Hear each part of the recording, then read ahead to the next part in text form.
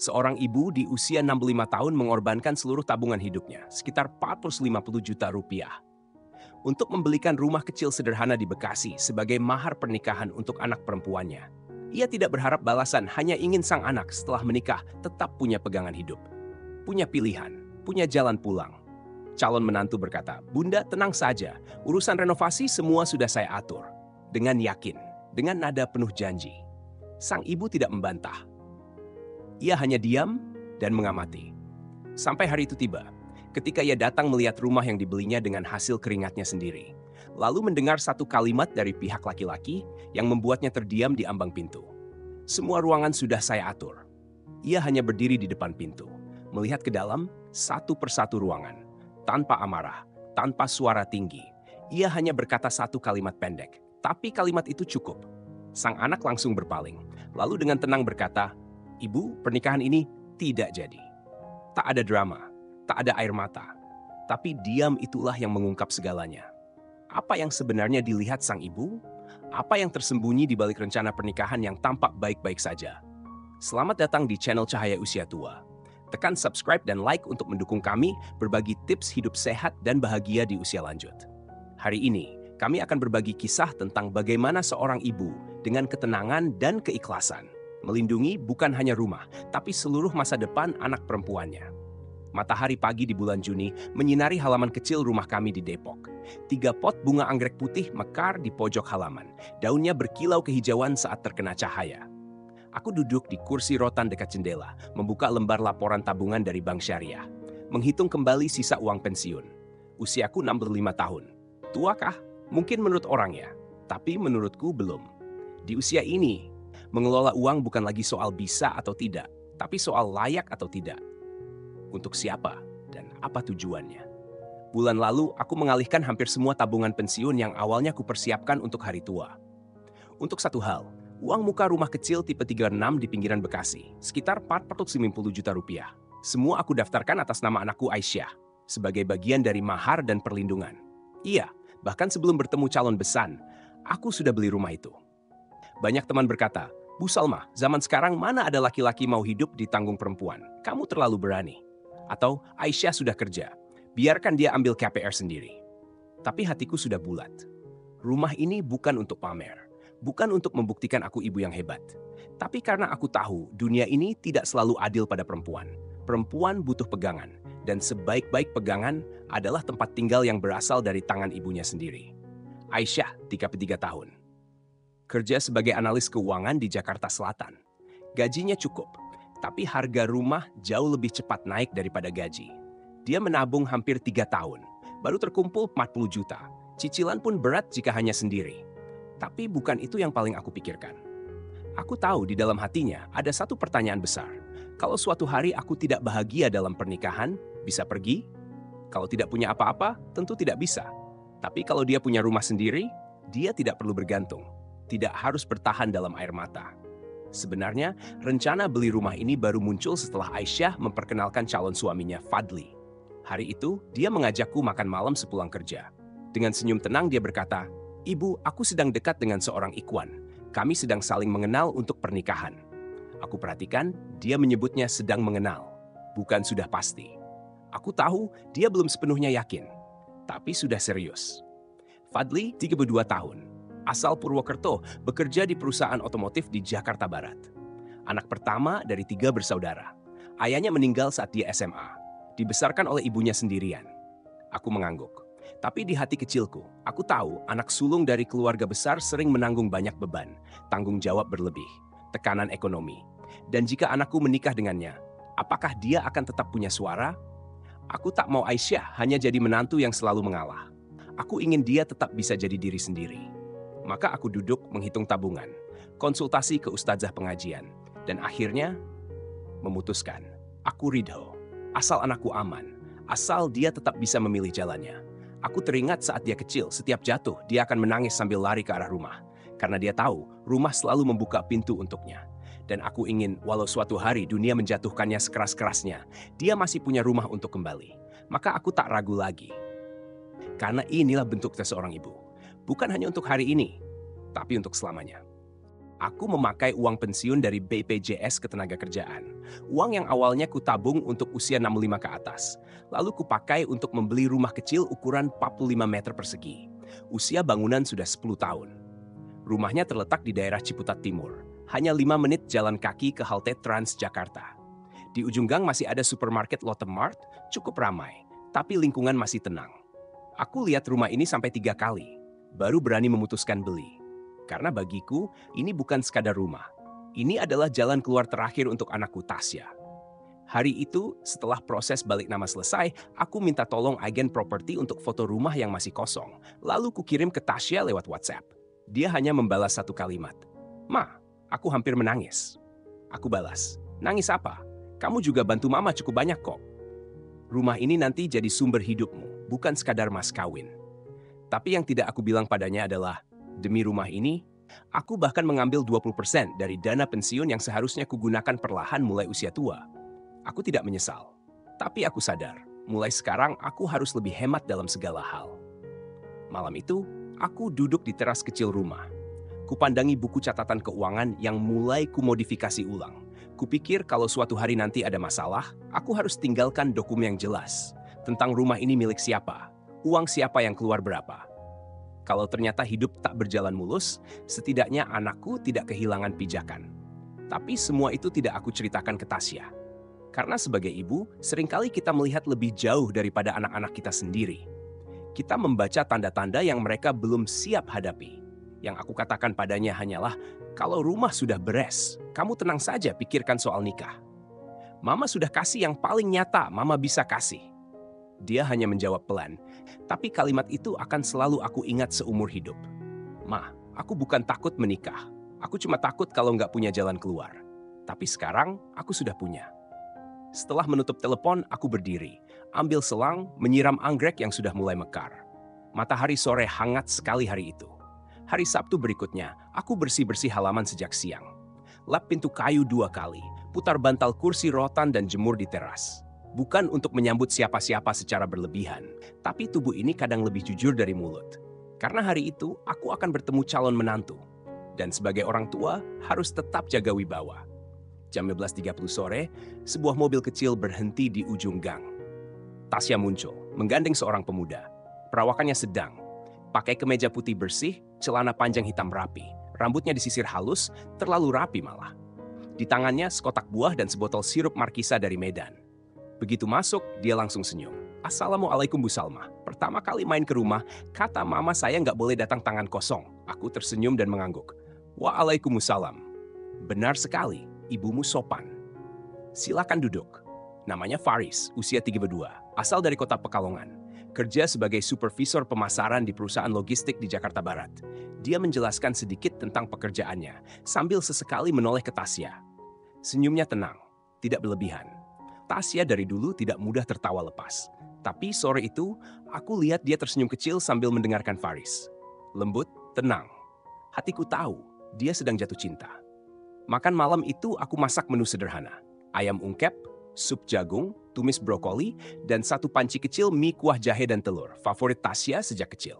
Aku tidak suka tes calon menantu lewat masakan aneh-aneh.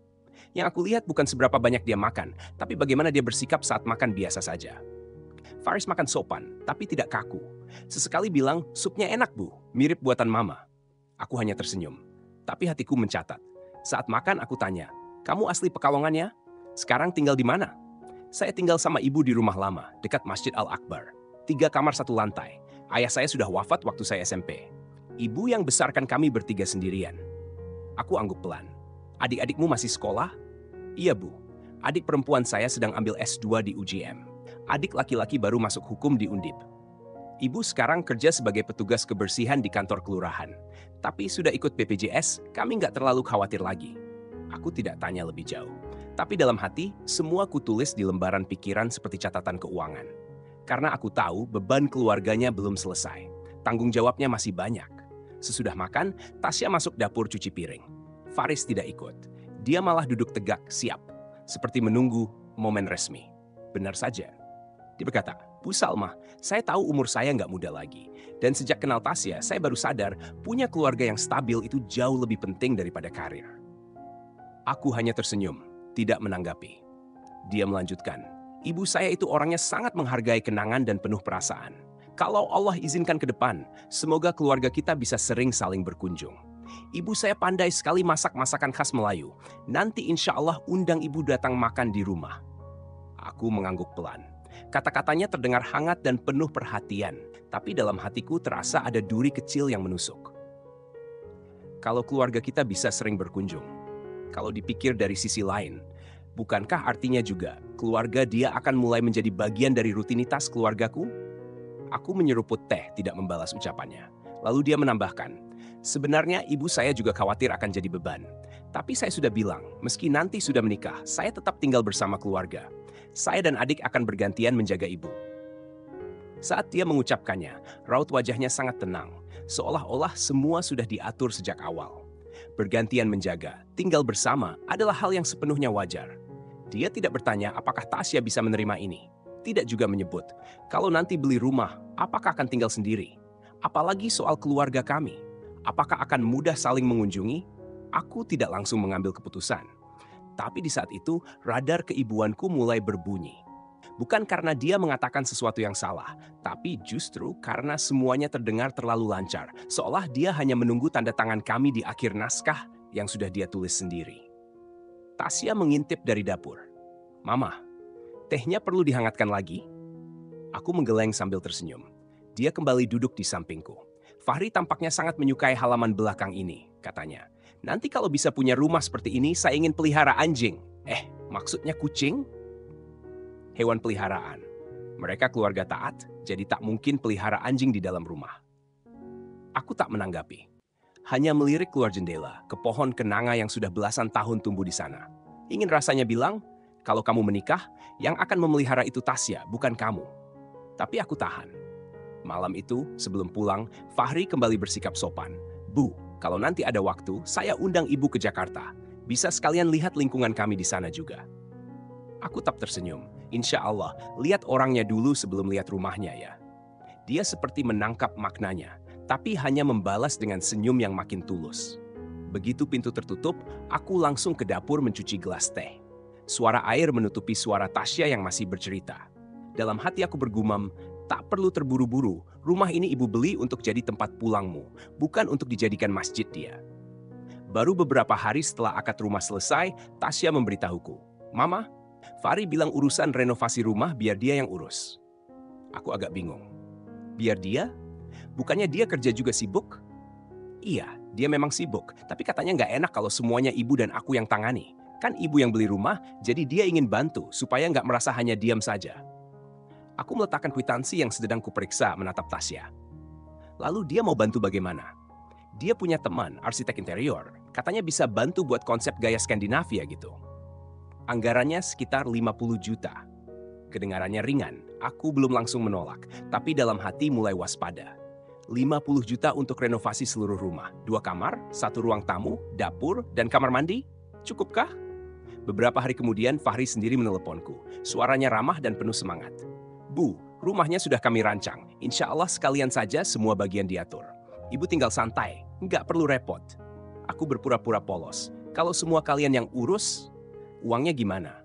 Kami bayarin dulu. Nanti pelan-pelan ibu ganti juga boleh. Kami cuma ingin bantu, supaya ibu nggak merasa semua harus ibu yang urus. Dia berhenti sejenak, lalu menambahkan, lagi pula teman saya ini kasih harga khusus karena sudah kenal baik. Kalau ke orang lain, bisa lebih dari 100 juta, Bu. Aku masih belum memberi jawaban. Tetap tersenyum. Begini saja, kita sepakati dulu. Renovasi ini kan urusan besar, sebaiknya tiap tahap ada laporan dan anggaran yang jelas, supaya ibu juga tenang. Insya Allah tentu, Bu, jawabnya cepat.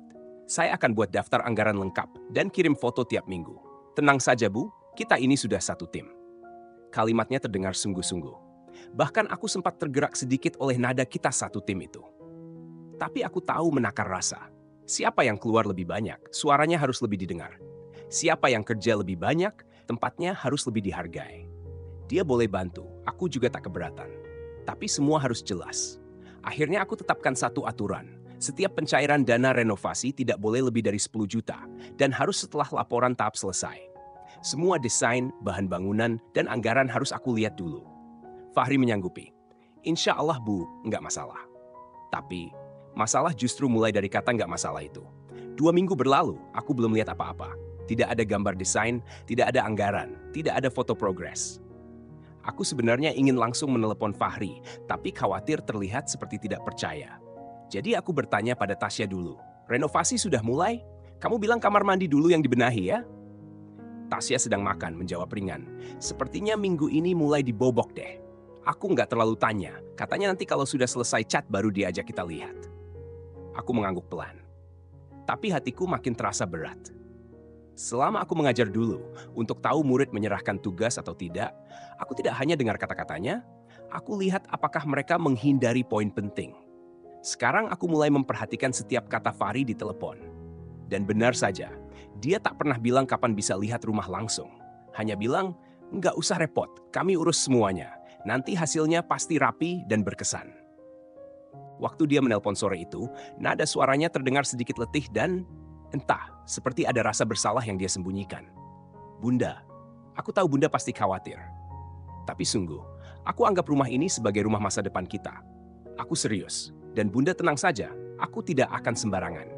Aku hanya tersenyum kecil.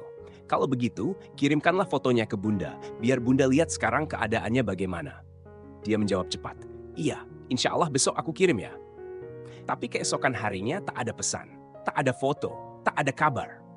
Waktu terus berjalan, hampir sebulan berlalu. Sore itu, waktu Tasya pulang kerja, dia mengganti sendalnya di ruang tamu dan berkata, Bunda, Fahri bilang dana agak terhambat. Katanya, apa bisa dari pihak kita tambah 10 juta lagi? Jantungku berdegup, lagi-lagi tambah. Katanya, tembok kamar mandi bocor, jadi harus ganti jalur pipa. Itu mahal katanya. Dia cepat-cepat menambahkan, tapi Fahri juga sudah keluar 2,5 juta dari uangnya sendiri dan panggil tukang baru untuk perbaiki. Aku menatap wajah Tasya. Kali ini nadanya bukan sekadar menyampaikan pesan, tapi seperti ikut memutuskan. Aku pelan mengangguk. Baiklah, bilang ke dia, besok Bunda cari cara. Tapi malam itu, aku lakukan satu hal yang tak kubilang ke siapapun. Aku menelpon rekan kerjaku yang sudah lama pensiun. Suaminya dulunya tukang instalasi listrik dan pipa. Aku sebutkan ukuran rumah, lantai berapa, dan jenis bangunannya. Lalu aku tanya, kalau hanya ganti pipa dan perbaikan anti bocor tanpa bongkar total, kira-kira berapa? Dia menjawab cepat, kalau nggak bongkar besar-besaran, paling mahal 3,5 juta. 10 juta? Itu sih. Kemahalan banget. Aku hanya bilang, baik, aku paham. Malam itu aku duduk di tempat tidur, buka buku catatan dan menulis. Uang keluar berapa? Siapa bilang apa? Semua aku tulis. Bukan karena aku pelit. Tapi karena aku harus tahu, ini medan perjuangan. Bukan ajang main perasaan. Di dunia ini, terlalu banyak orang yang rela menukar masa depan demi kenyamanan sesaat. Kalau kau anggap orang tua yang memberi segalanya hanya sebagai mesin ATM, maka setidaknya buatlah kwitansi yang jelas. Aku duduk memandangi layar ponsel. Tak ada satupun foto progres renovasi. Chat terakhir pun kosong. Yang terlintas dalam benakku hanyalah, ini bukan rumah kalian. Tapi kalian tampak lebih buru-buru menempatinya dibanding aku yang membayar. Hari Jumat, Tasya bilang dengan semangat, Bunda, minggu ini rumahnya hampir selesai. Fahri ajak kita lihat langsung. Dia tampak senang, tapi ada rasa cemas di matanya. Sudah beberapa minggu dia tak sempat ke lokasi. Hanya menerima potongan video pendek dari Fahri. Aku tak menjawab. Cangkir teh di tanganku tak tersentuh, hanya 4 kata yang terlintas dalam hati. Ada yang tidak beres. Keesokan harinya, Fahri menelpon langsung.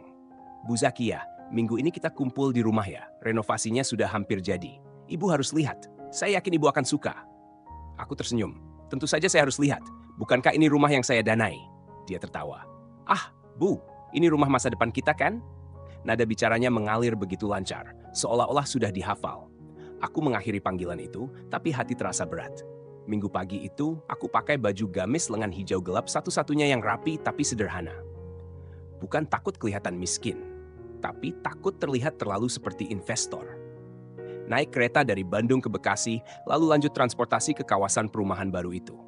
Di jalan masuk, terlihat tukang sedang menanam pohon sakura hias. Spanduk besar bertuliskan, kolam renang air hangat segera dibuka. Rumah mereka di lantai 9. Kunci ada di tangan Fahri. Dia sudah menunggu di depan, membawa sekantong roti kacang merah hangat.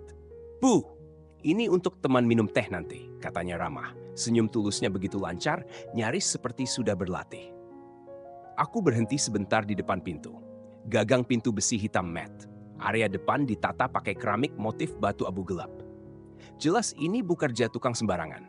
Masuk ke dalam, lampu semua menyala. Terang benderang seperti ruang pamer. "Yuk, saya tunjukkan," katanya menggandeng Tasya sambil memperkenalkan setiap sudut. Sofa krem, meja teh berlapis kain wol, gorden tergantung rapi. Tapi aku tak peduli. Mataku langsung melihat keempat pintu yang berjejer. Ini kamar utama. Untuk ibu saya. Beliau sering sakit pinggang, jadi butuh tempat luas dan kasur empuk. Sudah ganti ke pegas independen. Aku diam, menatap Tasya. Keningnya berkerut tapi belum bicara. "Ini kamar kecil Yun," lanjutnya. "Dia lagi fokus tesis, jadi butuh ruang tenang. Kamar ini buat adik saya, Fikri. Baru mulai kuliah, nanti kalau kerja di Jakarta, pasti butuh tempat tinggal." Terakhir dia buka pintu kecil di ujung dekat balkon. "Ini kamar kita nanti. Kecil, tapi terang dan punya pemandangan. Insya Allah nyaman." Dia bicara seperti agen properti. Semuanya sudah ditentukan. Aku berdiri diam, menatap kamar itu. Hanya 8 meter persegi. Tempat tidur nempel ke jendela. 2 sisi dinding menutup. Lemari di pojok. Langkah 2 kali sudah sampai ujung. Memang terang, tapi sempit. Akhirnya Tasya bicara. Suaranya pelan, tapi tegas. "Kamu bahkan tak pernah tanya aku dulu. Semua ini kamu atur sendiri?" Fahri membalas cepat. "Aku kira kamu akan mengerti. Di keluarga kita memang sudah biasa saling bantu. Ibu yang membesarkan kami bertiga sendirian. Sekarang sudah tua, masa biar dia tetap tinggal di rumah tua di Cirebon?" Tasya menatap lurus ke matanya. "Kalau begitu, aku ini siapa? Kamu pernah berpikir, aku siap tinggal bareng seluruh keluargamu?" "Aku bukan minta kamu untuk merawat mereka, Fahri," ujarku pelan. Nada bicaranya mulai terburu-buru. "Tinggal bersama hanya demi kemudahan. Bisa saling bantu juga. Kamu nanti akan mengerti. Ini sebenarnya lebih praktis." Aku terbatuk ringan, memotong ucapannya. Lalu aku berjalan perlahan ke tengah ruang tamu, duduk, meletakkan tas di pangkuan, dan menatapnya tenang. "Fahri," tanyaku datar, "atas nama siapa rumah ini terdaftar?" Dia terdiam sejenak. Tasya juga tampak kaku. Tentu atas nama Tasya," jawabnya. "Lalu biaya renovasi, siapa yang tanggung?" tanyaku lagi. Dia tampak agak kesal. "Sebagian dari ibu, tapi desain dan tukang bangunan saya yang cari." Aku mengangguk. Suaraku tetap tenang. "Jadi rumah ini atas nama anak saya, uang muka dari saya, KPR atas nama dia. Tapi sekarang kamar utama untuk ibumu, 2 kamar lainnya untuk adik-adikmu. Kalian semua tinggal lebih nyaman dibanding kami." Aku menatap tajam. Jadi aku hanya ingin bertanya satu hal. Apakah kelak kami, keluarga dari pihak perempuan, harus mengetuk pintu dan buat janji hanya untuk minum teh di rumah ini? Suasana hening 2 detik. Tasya menunduk, jarinya mencengkeram ujung bajunya. Fahri membuka mulut, tampak ingin menjelaskan tapi tak sanggup. Aku berdiri, merapikan bajuku, lalu menatapnya. "Fahri, renovasi rumah ini memang bagus. Lemari, lampu, dekorasi, kamu pilih dengan teliti. Terima kasih atas usahamu." Aku melangkah ke arah pintu, suaraku tetap tenang. "Nanti saja kami pindah ke sini, setelah keluargamu selesai pindah keluar." Saat aku menutup pintu, di cermin aku melihat diriku berdiri lebih tegak dari biasanya. Pagi keesokan harinya, jam 9, aku baru saja selesai menyeduh teh ketika bel rumah berbunyi. Tasya belum bangun. Aku keluar dari dapur dan membuka pintu. Fahri berdiri di sana dengan 2 kantong bungkusan kue. Wajahnya menampilkan senyum sopan. "Assalamualaikum, Bu. Saya pikir lebih baik saya datang langsung untuk menjelaskan tentang kemarin." Aku mempersilahkan masuk. Dia meletakkan kue di meja dan menarik kursi dengan hati-hati. Aku meliriknya, tak menyuguhkan teh. 10 menit kemudian, Tasya keluar dari kamar. Tanpa make up, rambut belum diikat, hanya memakai kaos rumahan. Dia duduk di sampingku tanpa menyapa Fahri. Keheningan menyelimuti ruangan. Fahri berdeham. "Maafkan saya atas kejadian kemarin. Saya terlalu terburu-buru mengatur semuanya tanpa berdiskusi dulu. Itu salah saya. Saya hanya ingin semuanya berjalan lancar." Aku tidak menjawab, hanya membuka bungkus teh, menuangkan air panas ke dalam teko. Uap naik perlahan. Fahri kembali bicara. "Keluarga saya sangat tradisional. Ibu saya sejak muda tinggal dengan mertua, merawat kami sendiri setelah ayah wafat. Kami tumbuh bersama, ikatannya sangat kuat. Sekarang beliau sudah tua. Saya mau menikah, kalau tidak ajak tinggal bersama. Jujur, orang-orang di kampung akan bicara." Aku akhirnya angkat bicara. "Orang kampung atau hati nuranimu sendiri yang tak tenang?" Dia terdiam, lalu tersenyum kikuk. "Bukan begitu maksud saya. Saya hanya berpikir, kita akan membentuk keluarga, harus saling pengertian. Ibu saya tinggal di sini juga tidak akan ganggu, cuma 1 kamar saja." Aku menatapnya dalam-dalam. Kamu tahu siapa yang beli rumah ini? Dia menoleh ke Tasya, seperti ingin alihkan fokus. Bukankah ibu yang belikan untuk Tasya? Tasya akhirnya bersuara, lembut tapi tegas. Rumah ini dari dana pensiun ibu, jaminan hidup kami berdua. Kamu pernah keluar uang sepeser pun? Fahri tampak panik. Saya akan keluar tenaga buat renovasi. Teman saya. Tagihan temanmu kami belum pernah lihat. Tasya memotong tegas. Kamu pernah pikir tidak, kami bahkan tak dapat penghormatan paling dasar? Kamu bagi-bagi kamar dulu, baru beritahu kami. Kamu pikir aku ini apa? Bonus? Aku mendorong cangkir teh ke arahnya. Tangannya gemetar. Dia terus menatap Tasya. Fahri terdiam, lalu nada suaranya berubah. Saya kira kita ini keluarga yang mementingkan perasaan, bukan yang suka hitung-hitungan. Ibu saya sudah susah payah membesarkan kami. Saya cuma ingin dia nyaman. Aku menatapnya dengan tenang. Kenapa perasaan keluargamu selalu harus ditopang oleh rumah milik orang lain? Tatapan penuh percaya diri di matanya akhirnya goyah. Aku menambahkan, kalau rumah ini ibumu yang beli, lalu adikmu menikah dan bilang mau ajak satu keluarga kami tinggal di situ, kamu bisa terima? Dia tak mampu menjawab. Aku melanjutkan, Fahri, aku tidak membenci kamu. Tapi dari awal kamu anggap semua ini hal yang sewajarnya. Kamu tidak pernah tanya apakah kami setuju. Kamu bangun masa depan keluargamu di atas fondasi rumah kami. Itu bukan bakti, itu perhitungan. Tasya mengusap hidungnya. Matanya mulai merah. Aku tak mau memperpanjang suasana menyakitkan itu. Jadi aku mengambil buku catatan kecil dari meja dan membukanya. Sampai saat ini, saya sudah transfer 3 kali dana renovasi. 15 juta, 7 juta, dan 50 juta. Totalnya 32.500.000. Saya putuskan untuk sementara semua pembayaran dihentikan. Setelah kamu kirimkan rincian item, biaya, waktu kerja, dan bukti faktur, baru kita bahas lagi. Ibu, maksud ibu. Maksud saya, tatapku tajam. Rumah ini bukan bank. Kalau kamu ingin bicara soal perasaan, belajarlah dulu tentang batas. Dia duduk diam seperti seolah-olah seluruh ruangan menindih dadanya. Aku tahu dalam hatinya dia ingin berkata, bukankah kita satu keluarga? Dia sudah mengucapkannya kemarin. Tapi sekarang, dia tak berani lagi mengulanginya. Hari itu, setelah dia pergi, Tasya menutup pintu tanpa sepatah kata. Aku juga tidak memaksa dia bicara. Aku tahu ini bukan persoalan satu kalimat putus. Ini adalah keyakinan yang pelan-pelan runtuh. Keyakinan bahwa dia tidak akan seperti itu, yang kini telah terbukti sebaliknya. Dan dia harus menghadapinya sendiri. Tapi satu hal yang pasti, kami tak akan membiarkan kebaikan kami terus dijadikan sumber daya oleh orang lain. Keluarga pihak perempuan boleh menyayangi, tapi bukan untuk menjadi benteng cadangan bagi keluarga pihak laki-laki. Seorang ibu bukanlah lembaga amal. Rela membantu bukan berarti menyerahkan hak kendali. Pagi itu, aku sedang mengupas bawang di dapur. Tasya duduk di meja makan, belum menyentuh secangkir teh pun. Bu, katanya dengan nada tenang, aku sudah putuskan. Aku tidak jadi menikah. Tanganku berhenti. Aku menoleh padanya. Kamu yakin? Tanyaku. Dia mengangguk. Bukan karena emosi, ini keputusan yang sudah kupikirkan dengan matang. Aku tidak menasihati, tidak juga terkejut. Dalam hati, aku sudah siap. Tapi hanya ketika dia sendiri yang mengatakannya, aku benar-benar bisa lega. Beberapa hari kemudian, Fahri masih mencoba mempertahankan sikap baik-baik. Dia menghubungiku. Bu, ibu tahu saya bukan orang jahat. Saya benar-benar ingin membangun rumah tangga ini dengan serius. Aku menjawab pelan. Saya tidak pernah bilang kamu jahat. Saya hanya bilang, kita sudah tidak cocok melanjutkan hubungan ini. Tak lama kemudian, dia berubah nada. Mengirim pesan suara dan teks panjang lewat Line. Kalian seperti ini membuat seluruh keluargaku sulit sekali. Ibu saya bahkan sudah pilih kasur sesuai kebiasaannya. Sekarang kalian membatalkan, buka itu tidak adil. Aku tidak membalas. Dia menelepon lagi. Aku angkat. Kamu tahu adikku kecewa berat saat tahu kami harus pindah keluar? Ibu saya tidak makan selama beberapa hari. Aku menjawab datar. Kalau begitu, ajaklah mereka makan bersama, lalu pindah bersama juga. Nada suaranya tiba-tiba naik. Tapi kami juga keluar uang untuk renovasi rumah ini. Masa kami diperlakukan seperti ini? Ada bukti transfernya? Tanyaku. Tidak ada. Tapi teman saya bantu karena hubungan baik. Kalau begitu, kataku dingin, itu namanya bantuan, bukan kontrak. Kalau kamu bicara soal perasaan, maka jangan datang padaku menuntut ganti rugi. Dia langsung menutup telepon. Aku pikir semuanya akan selesai di situ. Tapi ternyata belum. Beberapa hari kemudian, orang lain mulai muncul. Pertama, seorang wanita yang mengaku sebagai sepupu ibunya Fahri menghubungiku. Bu, Anda tegas sekali. Namanya juga pasangan muda, pasti ada selisih paham.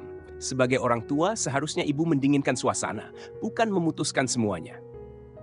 Keesokan harinya, seorang tante melepon. Fahri itu serius, Bu.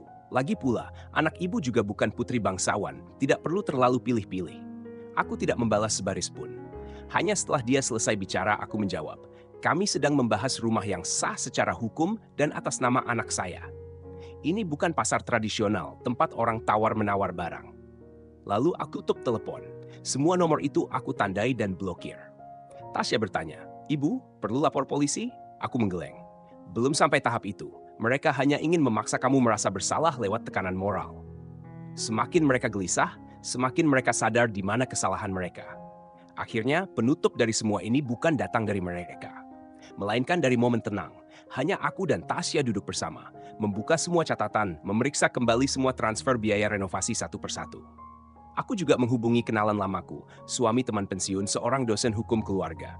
Meskipun tidak ada kontrak tertulis, dari bukti transfer dan percakapan, ia berkata, Bu, rumah ini resmi tercatat atas nama putri ibu. Hak kepemilikan jelas. Dan sejak awal sudah jelas bahwa uang muka rumah itu dari kamu. Meskipun keluarga mereka ikut mendekorasi beberapa bagian tanpa ada perjanjian hitam di atas putih, itu tidak bisa dijadikan dasar untuk menuntut hak apapun. Aku mengangguk, lalu menuliskan semua itu kata demi kata dan menyimpannya dalam laci dapur yang terkunci. Tasya juga bergerak cepat. Dia mengganti nomor ponselnya, mengatur ulang semua akun media sosialnya, dan hanya menyisakan keluarga serta beberapa rekan kerja dekat. Dia berkata padaku, aku tidak ingin menjelaskan apa-apa lagi, Bu. Kalau memang ada yang tulus, mereka tidak akan datang belakangan hanya untuk menagih balasan. Malam itu, kami duduk di balkon. 2 cangkir kopi hitam masih mengepul. Dia bersandar di pundakku, suaranya berat dan pelan. Bu, aku sedih sedikit. Aku tak menjawab. Bukan sedih karena dia tidak mencintaiku, tapi sedih karena aku pernah merasa mungkin aku bisa bertahan dalam pengaturan yang seperti itu. Aku menepuk-nepuk punggungnya pelan. Tidak apa-apa. Kamu pernah bertahan, tapi kamu tidak memilih untuk bertahan selamanya. Aku pernah punya adik tingkat saat kuliah yang menikah muda dengan seorang dokter. Gajinya besar, tapi keluarga suaminya menganggap menantu itu sebagai pembantu rumah tangga yang sah. Dia bertahan selama 15 tahun, sampai akhirnya saat suaminya sakit, dia baru sadar bahwa sejak awal yang dibutuhkan suaminya hanya pendamping fungsional. Dia bercerai di usia 50 tahun, tanpa rumah, tanpa tabungan, tanpa anak. Sedangkan putriku sekarang di usia 33 tahun memutuskan mundur dari pernikahan yang bahkan belum dimulai. Tapi ia tetap memiliki satu rumah miliknya sendiri. Dan lebih penting, ia memiliki hati yang tidak hancur berkeping-keping. Aku tahu dia tidak akan menyesal. Rasa sakit pasti ada, tapi tidak semua luka harus diterima begitu saja. Aku berkata pada Tasya, kamu bukan gagal menikah, kamu berhasil mengenali siapa dia sebenarnya. Dia tak berkata apa-apa, hanya mengangguk ringan. Aku menatap lampu jalan yang sedikit miring, tapi masih tetap menyala. Lalu satu kalimat muncul dalam benakku. Yang paling mahal di dunia ini bukan rumah, tapi keyakinan naif bahwa orang lain akan memikirkan masa depanmu. Pagi itu pukul 10, teleponku berdering. Nomor tak dikenal. Awalnya aku ingin mengabaikannya, tapi ada firasat dalam hati. Ini bukan sekadar telemarketing. Benar saja, suara di ujung sana terdengar familiar. Suara rendah, seperti sedang menahan sesuatu. Bu Zakia, ini saya, ibunya Fahri. Saya minta maaf mengganggu. Sebenarnya saya cuma ingin menyampaikan langsung.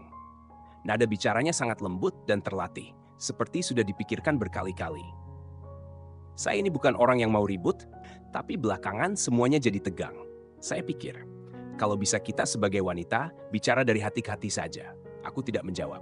Dia lalu menambahkan, mungkin kita bisa ketemu dan makan siang. Saya tahu kamu sudah banyak bantu untuk rumah itu. Izinkan saya mengucapkan terima kasih secara langsung. Aku tersenyum tipis. Baiklah, tempatnya di mana, Bu? Dia terdengar lega. Di sekitar stasiun Jakarta Kota ya, Rabu siang. Tempat yang gampang dicari. Baik, jawabku singkat, lalu menutup telepon. Aku berdiri di balkon, melihat sepasang muda-mudi lewat di bawah. Mereka mendorong troli belanja. Sang pria tertawa, sedangkan si wanita memukul lengannya sambil mengeluh manja. Dia tidak marah, malah mengambil troli dan mengejarnya sambil tersenyum. Ada orang yang menjalani hidup dengan hati, dan ada yang hanya menjalankan peran semata. Dan aku tahu aku sedang berhadapan dengan tipe yang kedua. Kami bertemu di restoran kecil dekat stasiun. Dia mengenakan setelan warna krem yang rapi. Ada kalung emas tipis menggantung di lehernya. Wajahnya bermakeup ringan, alisnya lebih tebal dari biasanya. Aku hanya mengenakan outer biru sederhana dan tas kain berisi buku catatan serta bukti transfer. "Bu Zakia," katanya sambil tersenyum. "Wah, ibu masih muda ya. Saya pikir akan lebih serius tampangnya." Aku mengangguk dan duduk. Pramusaji datang membawa menu. Aku memesan mie ayam sederhana. Dia memesan pasta dan sup seafood. Restoran ini sering saya datangi, murah dan bersih, katanya sambil menuang teh untukku. Fahri dulu waktu kuliah sewa kos dekat sini. Hampir tiap hari makan di sini. Aku diam, menunggu dia masuk ke topik utama. Dan benar saja, setelah beberapa suapan dia mulai bicara. "Saya ini bukan orang berpendidikan tinggi, Bu.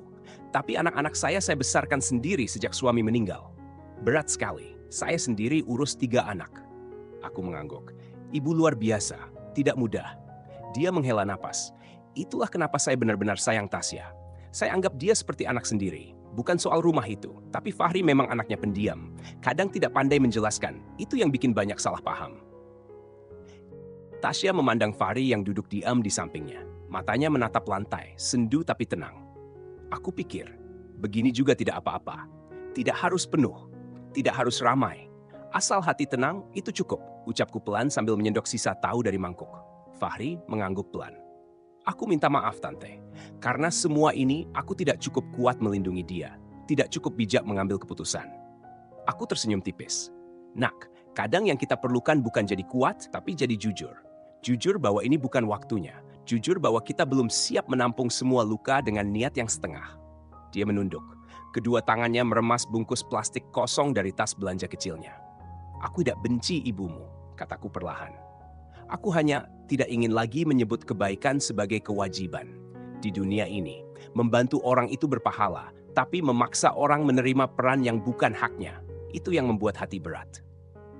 Dia mengangguk. Tidak banyak bicara, tapi aku tahu dia mengerti. Ada kalimat yang tidak perlu dijawab, hanya cukup diterima dalam diam dan doa. Kami duduk cukup lama. Tidak banyak kata, hanya suara jarum jam di dinding dan suara adzan maghrib dari masjid kecil di bawah sana. "Besok aku mau ke masjid, ada kajian. Kalau kamu mau ikut, kita bisa jalan bareng," kataku, tidak menuntut, hanya menawarkan. Fahri tersenyum. Kali ini matanya lebih hidup. "Insya Allah, Tante." Malam itu, setelah dia pulang, aku duduk di dekat jendela, menatap langit yang sudah gelap. Ada rasa lapang yang pelan-pelan datang. Bukan karena masalah selesai, tapi karena aku tahu aku tidak menggendong semuanya sendiri lagi. Rumah ini memang belum ada sofa, belum ada lemari es, tapi di sudut-sudutnya mulai tumbuh ketenangan. Dan mungkin itu awal dari rumah yang benar-benar menjadi tempat kembali. Beberapa minggu setelah itu, aku dan Tasya bersama-sama pergi ke apartemen di Depok untuk membereskan semua barang yang masih tertinggal. Di lemari masih ada beberapa baju yang belum sempat dipakai. Baju yang dulu kami beli bareng saat dia bilang, nanti aja dipakai pas udah pindah. Dengan pelan, dia melipat baju-baju itu dan memasukkannya ke dalam kardus.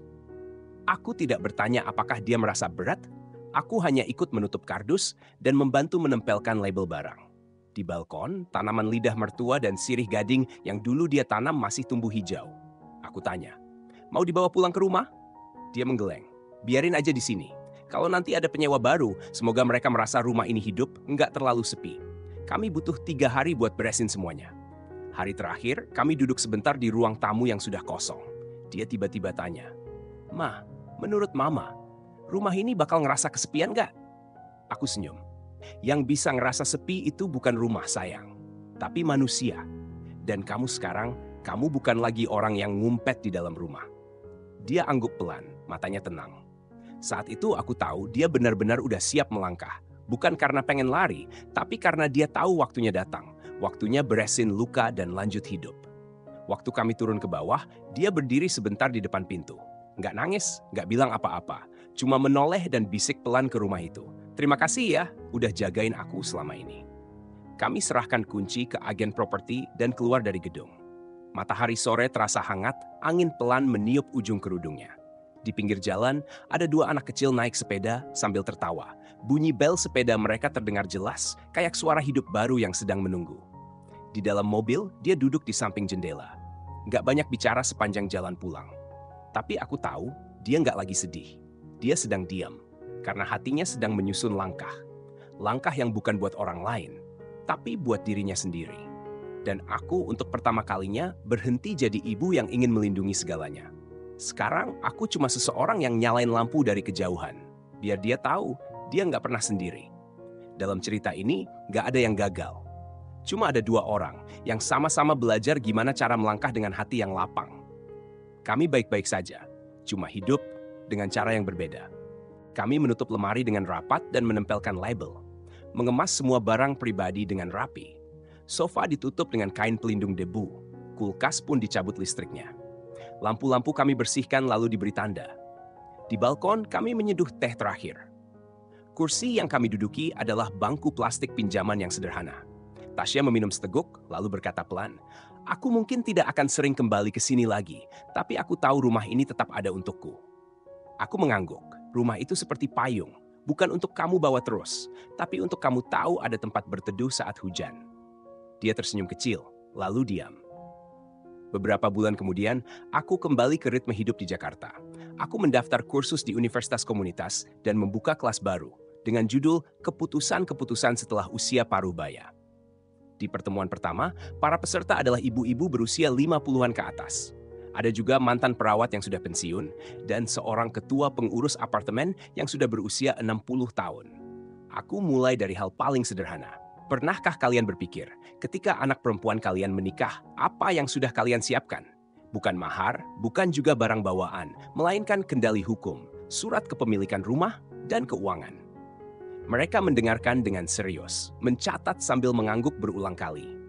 Aku melanjutkan, kita sering pikir memberi lebih banyak untuk anak itu tanda sayang, tapi memberi terlalu banyak, terlalu cepat, tanpa prinsip, justru menempatkan mereka di tempat tanpa jalan keluar. Seorang peserta bertanya, apakah ibu pernah menyesal sudah keluarkan uang untuk beli rumah itu? Aku tersenyum. Tidak pernah. Itu hadiah paling berharga untuk Tasya. Bukan rumahnya, tapi kebebasan untuk memilih sendiri tanpa bergantung pada siapapun. Saat kelas selesai, aku duduk di dalam mobil sambil melihat langit mulai gelap. Aku tiba-tiba ingat ucapan Fahri, terima kasih sudah memberi dia keberanian sebesar itu. Dia salah setengahnya. Aku bukan yang memberi keberanian itu. Aku hanya tidak mengambil haknya untuk memilih. Kadang aku berpikir, kalau dulu aku tak membeli rumah itu, mungkin Tasya sudah menikah.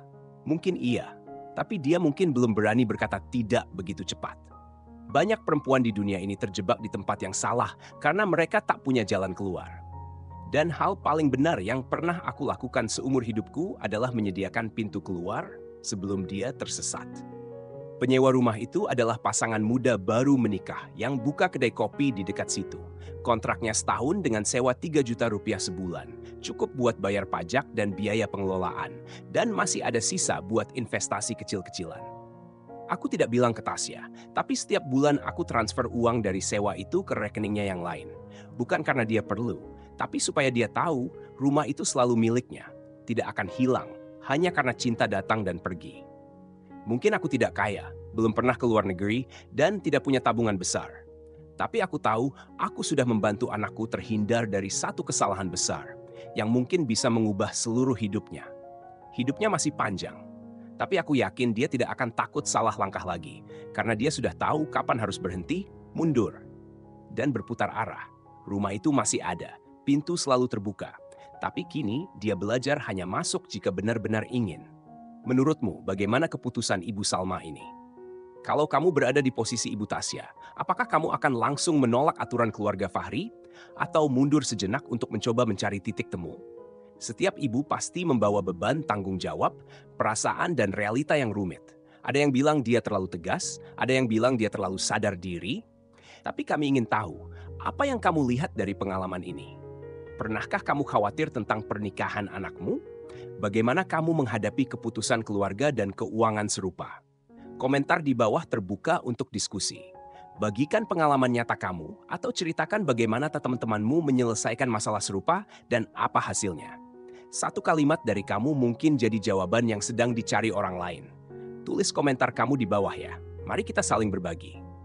Jangan lupa subscribe channel ini dan bagikan cerita ini ke orang yang kamu sayangi. agar lebih banyak orang tahu bahwa beberapa pilihan bukan hanya keputusan sesaat, melainkan persiapan untuk hidup tenang di masa tua.